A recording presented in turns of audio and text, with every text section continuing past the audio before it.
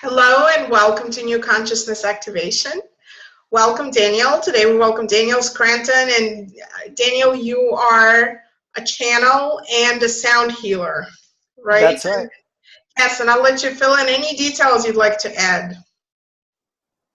Well, channeling was the first thing that I began to notice was happening to me. It wasn't something that I sought out. It was just something that when I would do healings on people, I started to notice things like my hands moving by themselves, then my head moved, and then my lips started moving. And that's when I noticed that the possibility was there for verbal channeling for me. I was familiar with it because I had been into Seth and Abraham and Bashar and all these other wonderful channels, but I never thought of myself as potentially having that ability until my lips started moving during regular Reiki sessions that I would do with people. And after that came the tones that I channel. So I'll get into the channeling state, and as soon as I drop in, these tones start coming through me. A lot of people probably think that I'm toning to get into the channeling state, but the tones are actually channeled themselves. And so that's how I started to work with the tones when I heal people. So when I do healings, I still use my hands, but I really like the fact that the sound is coming through as well, because I know it's so effective. And after that, I began to channel a light language. So in addition to the tones, I will sometimes just drop into this state where these light languages start coming through me. Okay, wonderful. So that's another thing I offer. Yeah. So I'd like to start with channeling. Okay. Yes. I guess tell us a little bit of your story. How did it start? You said you started with Reiki and then it kind of started happening. So what did you notice that was happening to you when channeling kind of became open to you? After that, after my lips started moving and I started noticing that, then I would sit with people with the intention of doing a healing, but then also telling them be ready in case I start channeling, have some questions ready or something. And then so that was around January of 2010 was when all that started happening. In March of 2010, I had an experience in the middle of the night where I woke up from a dream where I had said to a guy that I knew who was in my dream, I turned to him and I said, I understand now about the other beings. And that was it. That was the total dream content. I was standing in like a desert with this guy on the side of a road. And then I woke up from that dream and I started to receive these massive energy downloads through the crown of my head. And they would move through my entire body, out my feet. And each one was complete ecstasy. And so I just was asking whoever was sending them to give me more. I would say more please and more please. And then I started wondering about the dream. And as soon as I thought to myself, I wonder what this has to do with that dream. I wonder what this has to do with aliens. And I thought, as soon as I thought the word aliens, I got this huge download of energy. And up until this point in my life, I had no interest in aliens. I knew they existed, but I was far more interested in connecting with non-physical entities. And so that was the odd thing about the experience, was because the guy who was in the dream was someone that I knew who was really into aliens, but I wasn't. And so that experience continued, and I was, this was like 2:30 in the morning. And I was then asking them questions. I was saying, well, what are you here to do? Are you here to fix me? Because I had a lot of physical issues at that time. And the answer was no. And I knew the answer was no because I didn't get any energy from them. But when the answer was yes, I would get a huge energy download again. And so I had that Q&A going back and forth for a while with them. And then I eventually thought, well, maybe I could see them if I opened my eyes, because I had my eyes closed the whole time.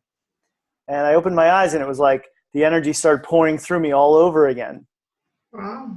And I didn't see anything in the room, but like I said, it was all about the feeling experience I was having. So after that, I'd already been meditating every single day for at least an hour a day for over 10 years. So I just stepped up my meditation after that. I was like meditating for 2-3 hours after that because I wanted to get that feeling back.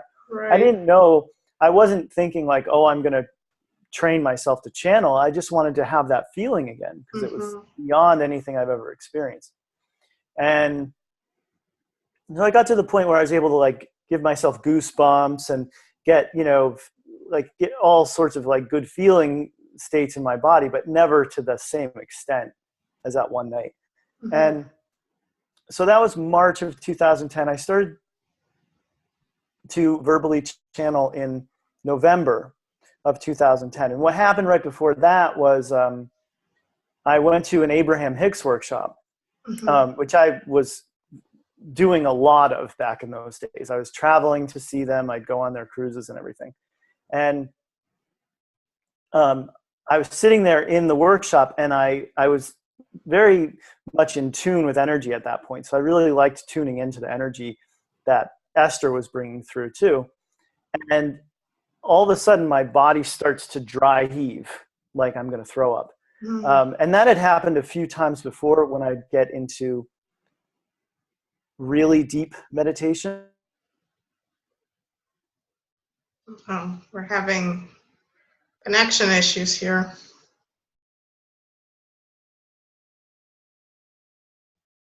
Okay, I think you're back. Are we good? Yep, again? We're good. Yep.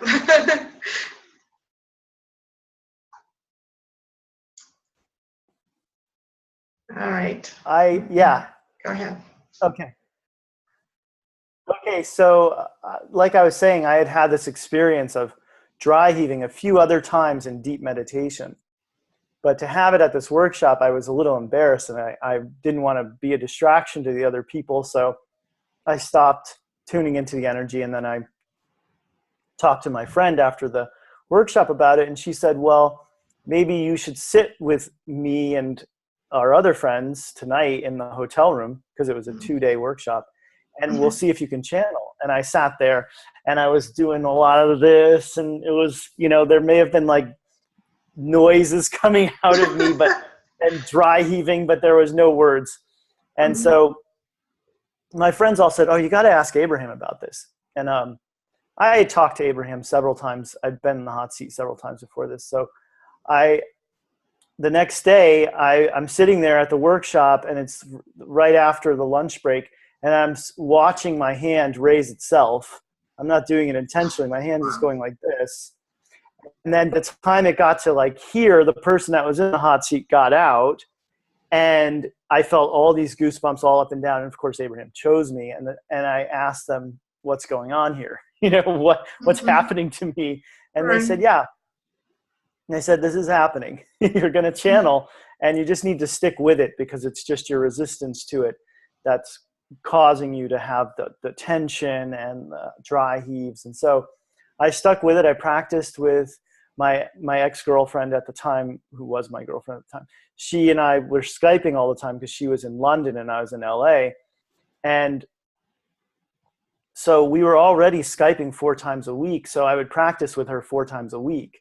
And it was like I would feel the energy. It would come into my body, move my body around, eventually start making phonetic sounds like parts of words. And then eventually the very first words I spoke were, we are here for you.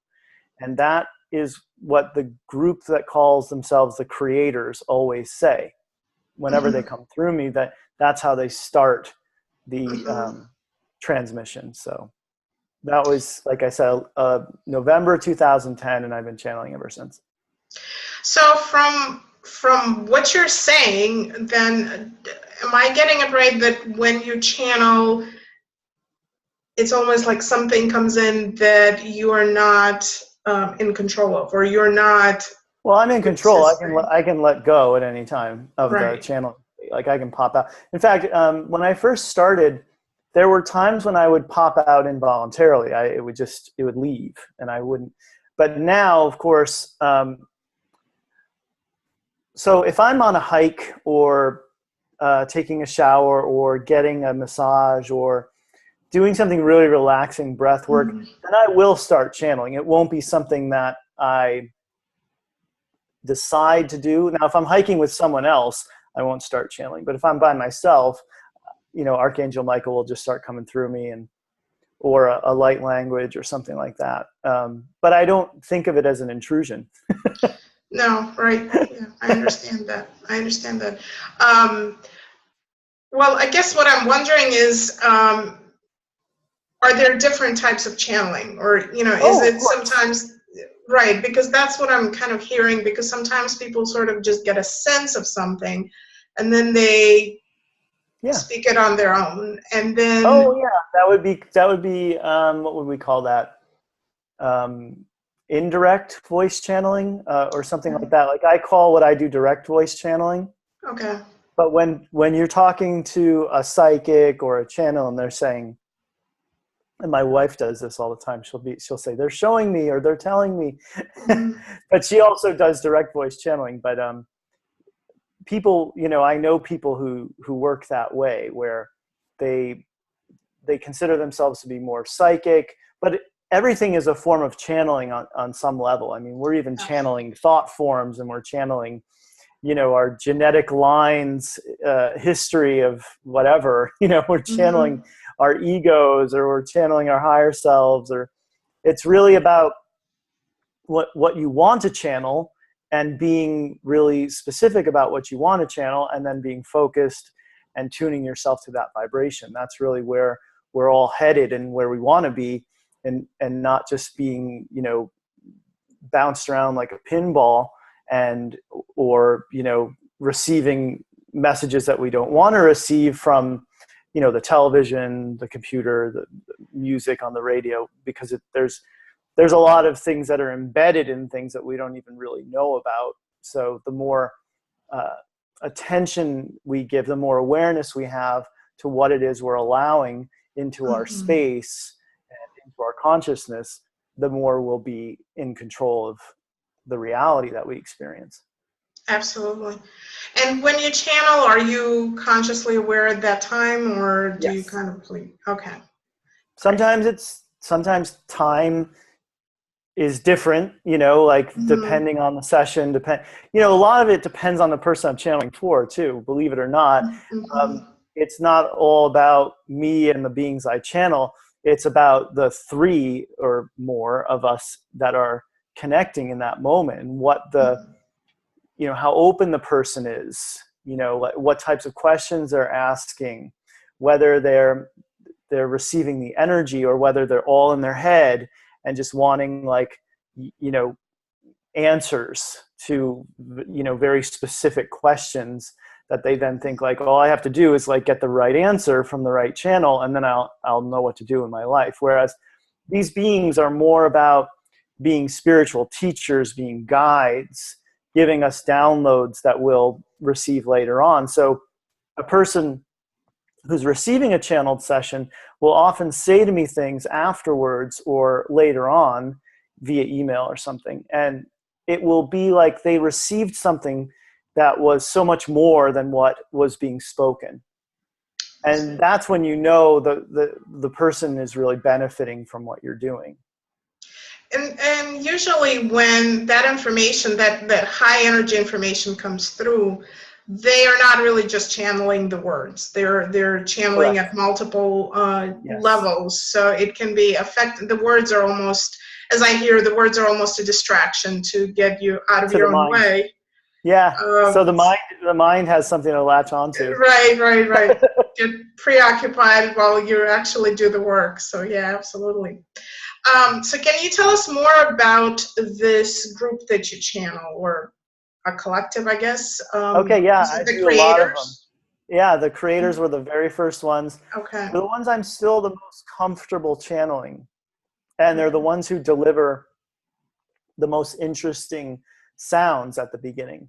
The creators are 12th dimensional, which means they're up there in the same realm as the archangels and Yeshua and all those really high frequency collectives. They are universal architects, so they had plan for this universe. With, you know, they didn't do it all themselves. There were other beings involved, but they're not from any one part of the universe. In some ways, they're our future. They're a collective of the future of where we are now. Right. So from their perspective, they operate as a collective, not as individuals, and they're non-physical. And like I said, they're teachers and guides and supporters, and they just give us what we need. So is there a particular message? Do you only channel for individuals when there are specific questions, or do they sort of just bring a message just to They do general, they do general transmissions. Okay, so lately who I've been channeling are the Arcturian Council. So every day, every night at about 10 p.m., I go into the channeling state, I get a message from the Arcturian Council. It's usually about 6.5, 7 minutes long, and then I transcribe it. You know, I record it, transcribe it, put it out to my list, my website, Facebook, YouTube, all over the place. So those are the ones who've been giving the general transmissions lately. But I do sessions with individuals and group events with the creators, the Arcturian Council, the Pleiadian High Council of Seven, the Hathors, a bunch of different beings. So you obviously channel different entities, right? Different beings. Yes. Is there a difference in how you perceive them? How, other than them naming themselves, is there a different way that you know that they are who they are? The most profound differences are between the feminine energies and the masculine energies. So if I'm channeling Ophelia the Fairy or Kuan Yin or Archangel Gabriel, now Archangel Gabriel I thought would come through in a masculine voice because I just thought Gabriel is a man's name. And then after I channeled Gabriel for the first time, I Googled it and I was like, oh, okay, so some people think Gabriel's a woman. And so that makes sense. So those are the most profound differences, is when it's a feminine type energy coming through, or an extraterrestrial, a physical extraterrestrial being. So I've channeled the Zetas, who are the little gray aliens with the big heads and big eyes. And I've channeled another group called the Quarthians, who are not from this galaxy originally. They just came in through a wormhole, and they discovered me, I discovered them somehow. And I started channeling them. They're like amphibian humanoid beings. So they would look like frogs, but in humanoid form. I'm trying to think of any other physical ETs I've channeled. I think that's it. But it's much different to channel a physical being than a non-physical being. It's easiest to channel the 12th dimensional beings, actually, because there's so much just consciousness, and there's just a lightness to it and an ease about it. Wow.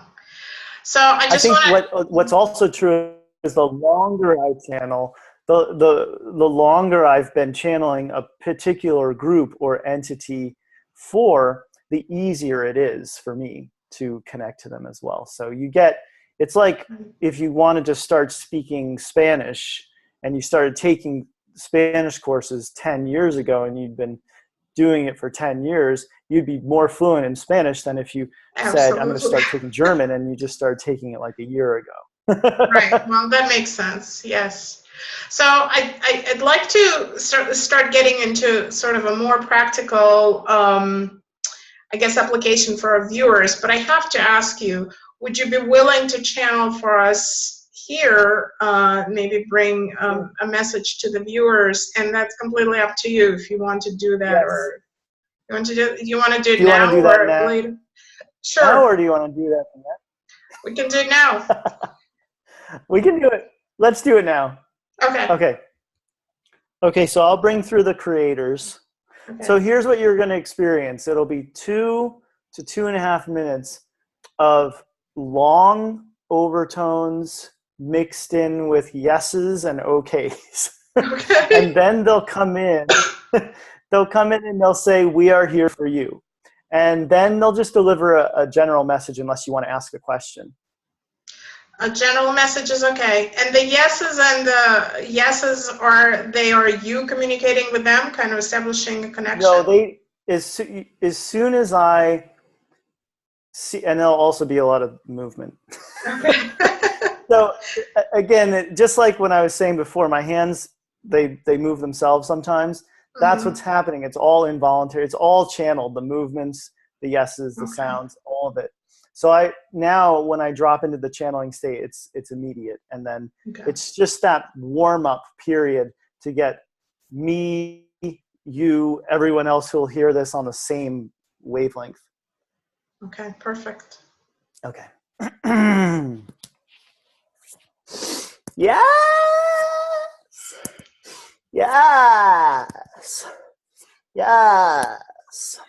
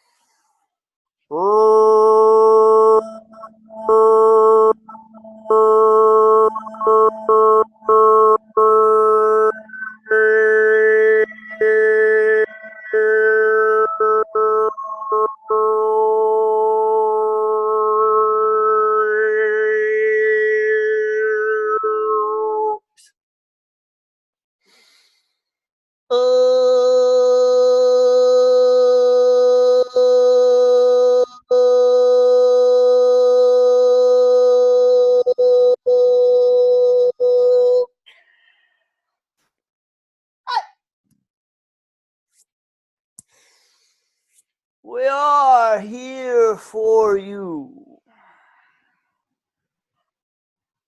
We are the creators, and we are a 12th dimensional collective of non-physical beings.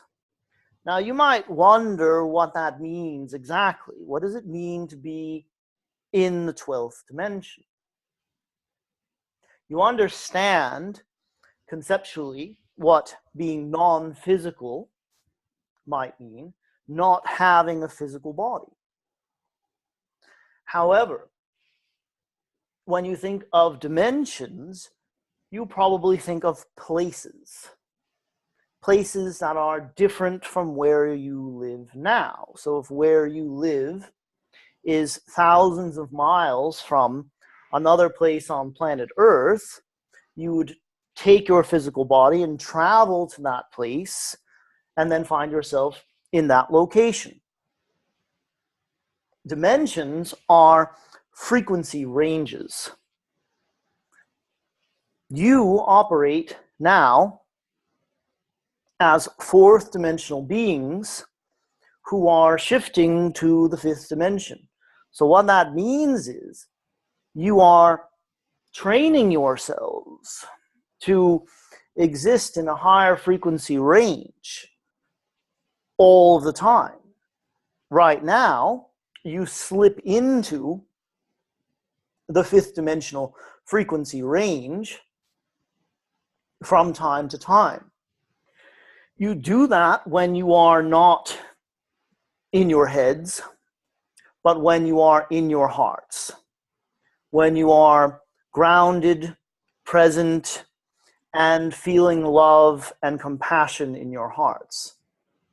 You have an expanded sense of self, a more inclusive sense of self, so that you know yourself as more than just an individual. What you are doing right now is called integration. You are integrating all the various aspects of yourself, which means that you are welcoming parts of yourself home. Parts of yourself that have been outcasts, ostracized because of judgment and because of trauma. Now, as you release your judgment and you release that emotion that gets pent up as a result of a trauma, as you let it go, you're able to welcome more of you into the whole, and you bring then that whole integrated self, which is now operating at a higher frequency because you've let go of those lower vibrational emotions and those judgments. Now you can bring your whole self to the fifth dimension. And you will continue to do so once you're in the fifth dimension. Once you're in the fifth dimension, your journey continues. And you move through the fifth dimension, which has its own range of frequencies from the lower to the higher ends. You will still be able to feel in the fifth dimension, but you won't feel the degree of polarity that you have there in the fourth dimension and that you've been experiencing in the third dimension previously, in all of your previous lifetimes on planet Earth. And so you're integrating those parts of yourself from those past lives and those parts of yourself from this lifetime that need that help to get home, to reintegrate into the whole of who you are.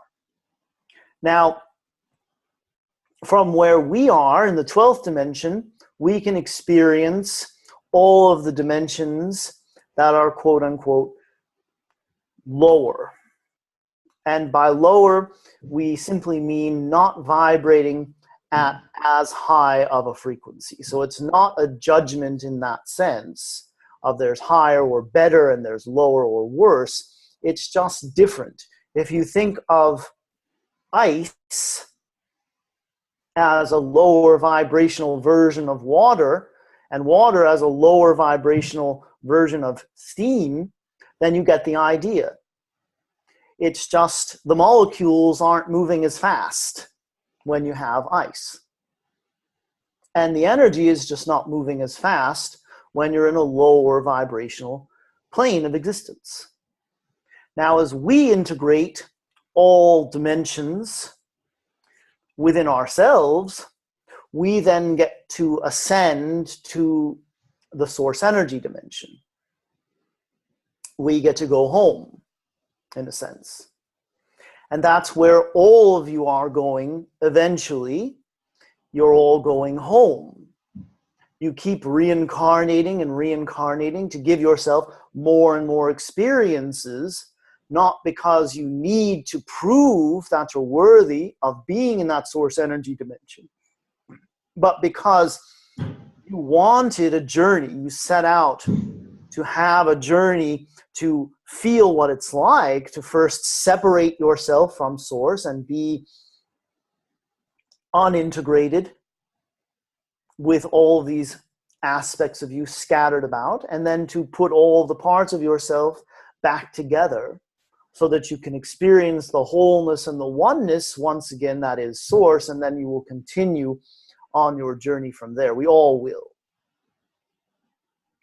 And so whatever you're experiencing right now in your life, there's much more to it than just a daily struggle, or just you're struggling in your relationships, your finances, your health, whatever it is, your partnerships with other people, your friendships, and so on. Whatever it is that is giving you that challenge to bring more of yourself forward is there to help you. You're reintegrating all the time. You're reintegrating in your sleep. You're doing it without knowing that you're doing it. So the most important thing that you could do for yourself is to live your life, to face what comes your way, to embrace it, to accept it, to release all judgment and resistance from it, and then to experience what it's like to be more whole and to feel that feeling. You feel different as you raise your vibration. You can raise your vibration because you want something. In other words, that's what you're taught by individuals and collectives that are teaching you about law of attraction. They're saying, raise your vibration, you'll get what you want. But what you really want is you. And so as you raise your vibration and you feel better, that is its own reward. And then everything else that comes your way is just a reflection of that. You become more, and so you include more in your experience. You include more of what you want. And so that is the journey that you are on as you continue to shift. And as the shift continues to amp itself up, you find that these challenges in your life become more and more unavoidable. And that's as you really want it to be. You really want to face everything so that you can integrate and become the being that you want to be, that higher self being. As you shift from 4D to 5D, you're shifting from ego to higher self. You're shifting from mind oriented to heart centered. You're shifting from knowing yourself as an individual who wants to survive to knowing yourself as a collective that thrives in its diversity. So that is our message for you at this time. We thank you for the opportunity for us to come forward. We are the creators, and we love you very much.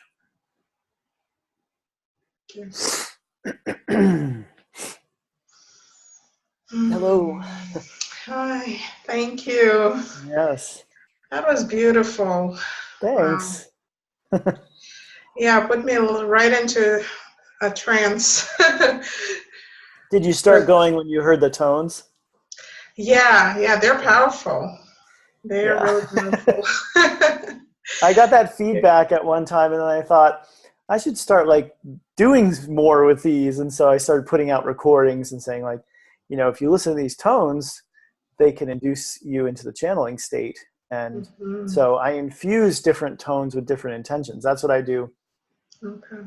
When I use tones to work on people, or when I just create a recording of tones, I infuse them with a certain intention so that people can then feel that intention as they listen to them. Beautiful. Yeah. Thank you. Yeah. So let's move into talking about intuition, because I think intuition is really a form of channeling, but intuition is maybe primarily for yourself. It's something that you receive guidance for your own life. Can you talk about how you help people, or how people can develop their intuition, or Sure. what are the steps? Sure. I believe that intuition is all about tuning in.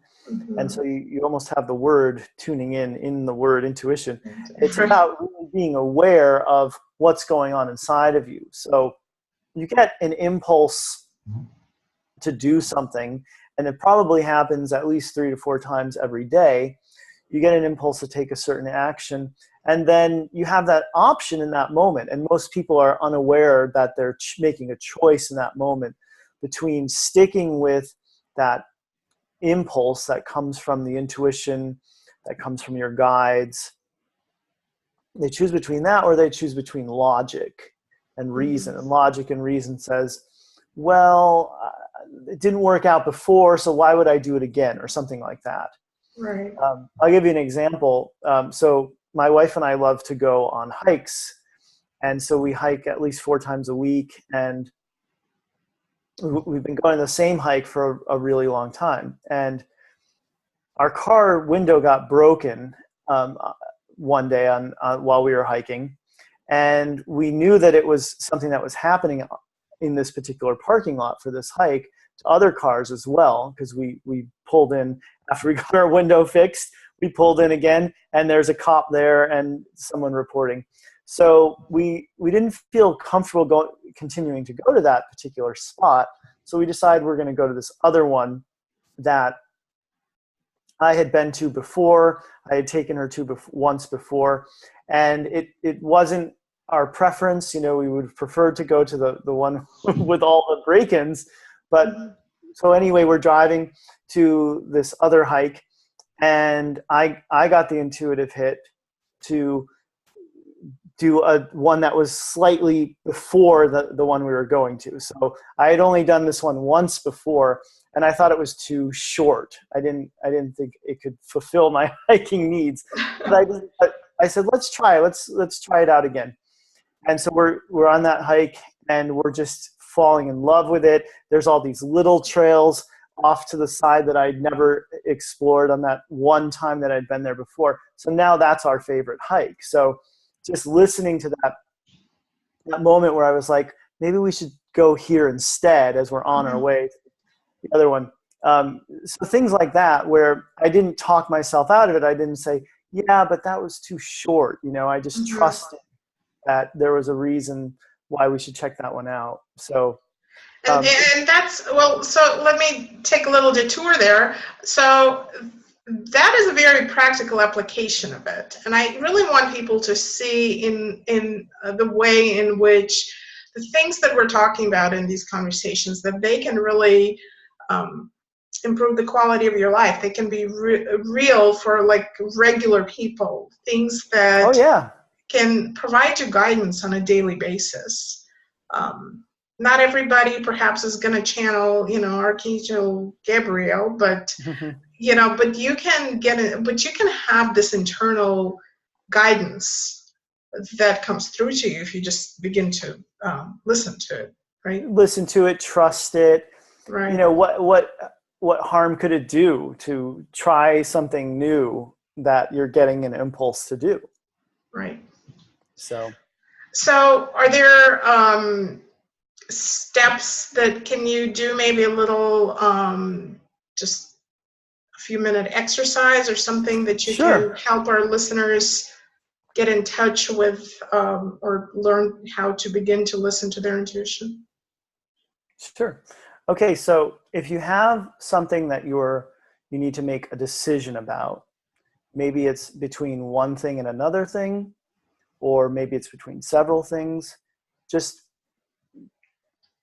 make yourself aware of that choice right now, whatever choice you need or want to make. And then close your eyes. And as you consider, let's say, option A, just consider taking those steps that are required to make that particular decision or that choice. And now feel in your physical body what reactions you get. Do you feel lighter? Or do you feel a little bit tenser? Do you feel heavier? Do you feel a little bit of excitement? Do you not know why you feel more inclined to that particular choice? All right, now consider option B. And do the same thing. Tune into your physical body. So make sure that you're aware of what's going on inside your physical body. Don't think about what might happen if you make that choice. Just listen to what's going on inside of you. So you might feel a little bit of fear, or you might feel a little bit of joy. You might feel your body pulling itself in that direction. So let's say you, as you were considering option A in your mind's eye, you were thinking option A is moving to the left and option B is moving to the right. And as you think about a fork in the road, for example, and if you're forking left, you're taking option A. If you're forking right, you're taking option B. And if you feel your body sort of moving, gravitating more towards the right, then you're also getting that indication that it's option B that's going to be where it is you ultimately want to go. It might not even pan out initially. You might not even get the results you want right away, but eventually you will if you follow your intuition, and your intuition sees the bigger picture. It sees all angles, all aspects of the situation. So that's why you can trust that and give in to something that goes beyond, because the mind is very limited in its scope. It has information that it has access to. We know the mind's only accessing a small percentage of the information that's actually available to us just through light spectrums and other things. So imagine how limited the mind is in being able to see that bigger picture. And as you trust in something that's much more multidimensional, like your heart, then that's how you can get that guidance. Yeah. Thank you for that exercise. That was really beautiful. So do you find, you mentioned before that it's almost like learning a language, that as you have been channeling, it's kind of become easier. Do you find that there are certain people that just are not predisposed, let's say, to getting intuitive information, and others are? Or is it sort of like if you start practicing it, that anybody can develop and make it clearer? That's a great question. So what we just did with that intuition exercise, that was a much more subtle version than getting bowled over by the creators with their voice and their tones and everything, and being told. But usually a channeled being isn't going to tell you what to do. Mm-hmm. They're not going to say, you really should do this. They're going to help you ferret it out. They're going to help you get that guidance from within. They're going to be working with your guides and your intuition and working it all out. So I would say that I do know of people that have been wanting to channel verbally for a long time and have not yet spoken. That doesn't mean they never will. But what I always say to people, especially because one of the things that I hear a lot in sessions, because I'm very conscious when I channel, so I hear what's being said by the client and by the beings I'm channeling. If you want to have a conversation with your guides, you don't have to wait until you hear that little voice in your head. You don't have to wait for the little angel on the shoulder that's whispering in your ear, and you're getting like, oh, I hear something audibly in my mind's ear or something. You don't have to wait for that to start receiving from your guides. It's something you can do on a more subtle level. As you tune into, let's say, we all have angels around us. I mean, I don't think there's anyone who's devoid of angels. So let's say that because of our society and the way it is, we all have seen angels depicted in some way. We've probably seen them on television and seen them in movies and seen them certainly drawings, pictures, not pictures, but well, maybe pictures, but paintings, some sort of depiction of an angel. And so we all have an idea of that, what that vibration of that angel is like, because of the glow, the halo, the white, the serenity that you associate with these beings that are here to just love and support us no matter what, unconditionally. So if you tune yourself to feeling that coming to you, because it's always, we're always receiving much more than we're aware that we're receiving, because we're just not tuned into it. But if you decide you're going to sit and close your eyes and tune in to the vibration of an angelic being, you can have a feeling type of communication. You can have, like I did in the middle of the night that night in March of 2010, there were no words being spoken by the beings I was connected to, but I was still getting answers. Now, it doesn't have to be that intense in order for you to know that you're getting an answer, or for you to at least begin to have a relationship, because these guides of ours, these angels, we know them. They know us. We may not know that we know them, but this is not our first pony ride. This is not our first incarnation, and we've traveled with these beings before.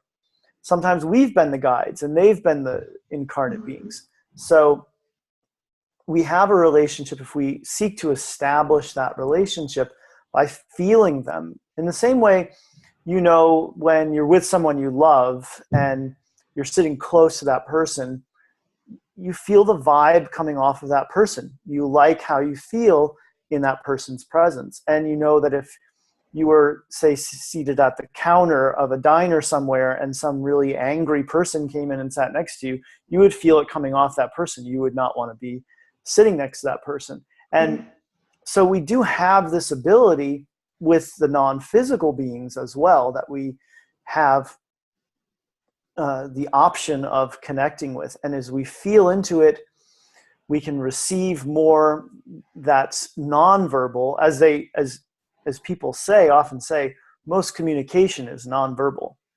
So as we just feel into the energy that's coming off of these non-physical guides and angels that are around us, we can start to get more, and then we just know what we know without knowing how we know it. And so it doesn't have to be that little voice whispering in our ears, but what you'll notice if you run in New Age circles, which I'm sure we all do, you'll notice that some people are more likely than others to say, I was getting this from my guides. Or, because it's like, it depends on the person and the orientation of the person, whether the person needs to have something in writing, needs to have something tangible, or whether someone has a bit more faith or a bit more confidence and says, oh, I know I was connecting to Kuan Yin in that moment, and I knew I was getting the impulse to do this. I knew I was getting this download. You hear people talk about downloads. And if you hear people talking about downloads, you may think, what do they even mean by that? But it's about distinguishing between the thoughts that you normally think, the thoughts that are sort of floating around in the ethers all the time, and the more profound ones. So again, like we were talking about channeling in the beginning, and I was saying we could be channeling a thought form. You could be channeling, your mother. You could be channeling and her belief system. Or you can channel these guides, these ascended masters, these wonderful beings that are around us. So it's really about checking in with, like, how does that sound, or does that feel more like my fourth grade teacher, or is that more like Archangel Michael? Right. One of the things that I found beautiful in the channeling is that this talk about transitioning from fourth to fifth dimension, and it's really going from thinking more with your mind to going into your heart consciousness and heart connection. And throughout the interviews, that has been coming up. This being in your heart, connecting with your heart, allowing your heart to really guide you and in fact inform your brain on what is the appropriate action to take. So it's really a very consistent message that I find, that's coming back. So, and I think as we're talking about evolution and as we're talking about our own, consciousness being activated, that is really the path that we're heading in. And so connecting to your own intuition, connecting to your own heart and hearing what it has to say or how it feels or how it sounds to your heart, I think that's an important step for any person, whether the message doesn't have to come from the outside and from the beings, in the greater universe. It can be just sort of tuning into your own heart and getting intuition from that. Oh, yes, entirely. I agree. Yeah. Yeah. The heart is like, it's like the portal that we have, that it actually is more than just us, if you think about it, because it's where we have our connection to source energy. It's where we access so much through the heart. So yeah, it's a huge step. It's a huge positive step for us to tune into more of the heart. Yeah, beautiful.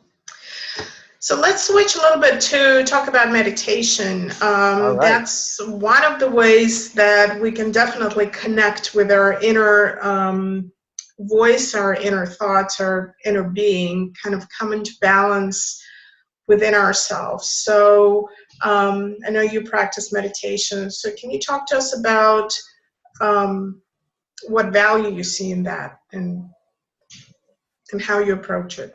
Well, I always say, it's funny that I always say that I couldn't live without it. I really, I wouldn't want to.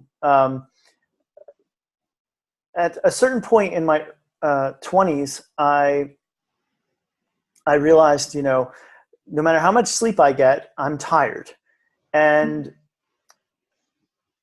for some reason at that time, I think it was probably anxiety or something, I couldn't take naps. So no matter how tired I was, I just had to deal with it. And sometimes I would lie down to take a nap, and I would notice that even though I didn't fall asleep, 20 minutes of just lying down, my eyes closed. This is before I was awakened. By the way, I was a complete atheist. So I would get up and I would feel better, and I'd say, oh, well, that's cool. That works. So let me try and time that now. So first I would set an alarm clock for 20 minutes. And then I said, well, I don't want to set an alarm clock every time I do this. I'll just count my breath. I'll figure out how many breaths it takes. Again, I knew nothing about meditation. I'll count how many breaths it takes for 20 minutes to have elapsed. And then that will be what I do. I'll just lie down and count my breath. So that's how my meditation career began. And I just about every single day since then have meditated because I need it. I absolutely need it in order to feel like a normal functioning person. And so what I do now is before I even get out of bed, I make sure that I've meditated for 15 to 20 minutes. And my current meditation, which is new, I'm always like shifting them up. I used to do guided meditation. I've done other people's guided meditations, which you can find, by the way, on YouTube for free. Right. There are a ton of them. No problem. You just got to find someone that you like listening to. Right. That's the only hard part about it. But what I do now is I focus on my heart. So that's where I want to be. That's where I want to start my day and where I want to end my day and every point in between. So I put my hands, and you can see me, put my hands on my heart like that. And then I breathe. I focus on my breath. And lately I've been saying, I can feel the love that I am in my heart, or something like that. And so that's where then my consciousness is going. So I'm putting my consciousness on my actual heart and feeling what it feels like to be love, and for that love to emanate from the heart. So there's a reason why I do that. There's a reason why I don't just count my breath anymore. Mm-hmm. It's good to give the mind something to focus on when you're meditating. If you think about meditation as just you with your eyes closed and then just black here and nothing happening, you're putting more pressure on yourself and making it more of a challenge than it has to be. Right. You can give yourself something to focus on so that your mind always has something to go back to. It's hard to tell your mind, oh, go back to the black screen, but it's easier to tell your mind, go back to the breath. So one thing you could do, if you don't like my way, you want to try your own way, which is perfectly fine. You could count how long it takes to inhale, like count of 5, how long it takes to exhale, maybe even stopping at the top for a second and stopping at the bottom of the breath for a second, or something like that. I mean, there's so many things you can focus on while you're meditating.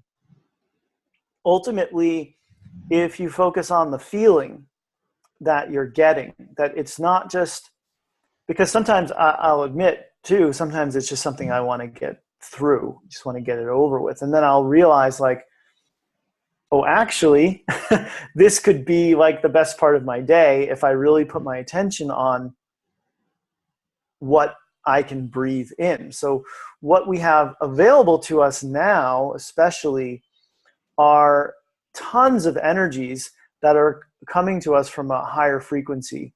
Mm-hmm. And so one of the things you can focus on when you're meditating is that every breath you take, you're breathing in some of those higher frequency energies that are swirling around us from, our guides and beings like the creators and Yeshua, and the photon belt is even helping, even where we are in space right now as a solar system is helping us, because we're traveling through all of these high frequency photons, which is just like a physical version of unconditional love that's bombarding our planet right now. Mm-hmm. So we're getting a lot of help, and we can actually tune ourselves to breathing that particular energy in, if that's something that interests you. Right. And I also want to add that, if there are some people who might be nervous maybe about kind of opening themselves up, or Right. just sort of receiving all this stuff, because who knows what will come through. The intention is very powerful. So when we set our intention to only receive the most loving, positive energy, then that is the only thing that will come through. Nothing will come in to you without your permission. Is that accurate? That's exactly what I say to people in channeling classes. Yes. Okay. Oh, good. Don't worry about it. Just set your intention. If something does come in that feels off, or you're questioning it, you can say, go to the light, go to the light, go to the light. You say it 3 times. Also, if a being is telling you what to do, that's another red flag. If they're saying, you need to do this, then they probably have some sort of agenda. Right. So because they will absolutely respect, those that are of the light, they will respect your sovereignty and your free will, and will never impose anything on you. Yeah. Yeah, absolutely. Thank you, Daniel. Thank you so much. I want to give you a chance to share with our viewers before we wrap up what you're up to these days, and the link to your website is in the email that they received, so that they will be able to find you. But is there anything you want to bring to their attention? Well, a few things, actually. Just today, I changed the free gift that you get when you sign up for my email list on my website. And it's a 21-minute meditation from Archangel Michael. So I channeled Archangel Michael to do this grounding meditation, and I got a friend of mine to do the music, who's a wonderful New Age composer. And so that you get for free just by signing up for my email list. I also just found out that in December in Los Angeles, if you live in Los Angeles, or if you think it's worth traveling to Los Angeles, I'm going to be there with Daryl Anka, who channels Bashar, Lee Harris, Wendy Kennedy, Nora Harold, a bunch of other channels. There's going to be 9 of us all together. And we're going to channel in this one-day event called the Channel Panel in Burbank, California. So there'll be information on that. I'm sure you'll see it somewhere. But I'll be sending it out to people as well, because I'm really excited about channeling with some of the people that I've looked up to for years. And it should be a lot of fun. And I'm always doing classes, events, group sessions. You know, I put out recordings every week for people, and every day I do a transmission as well from the Arcturian Council. So if you get on the email list, you get all of that. Wonderful. Daniel, thank you so much. This was so lovely to meet with you, and thank you for your channeled information and just for sharing your wisdom with all of us. It was my pleasure. Great to meet you.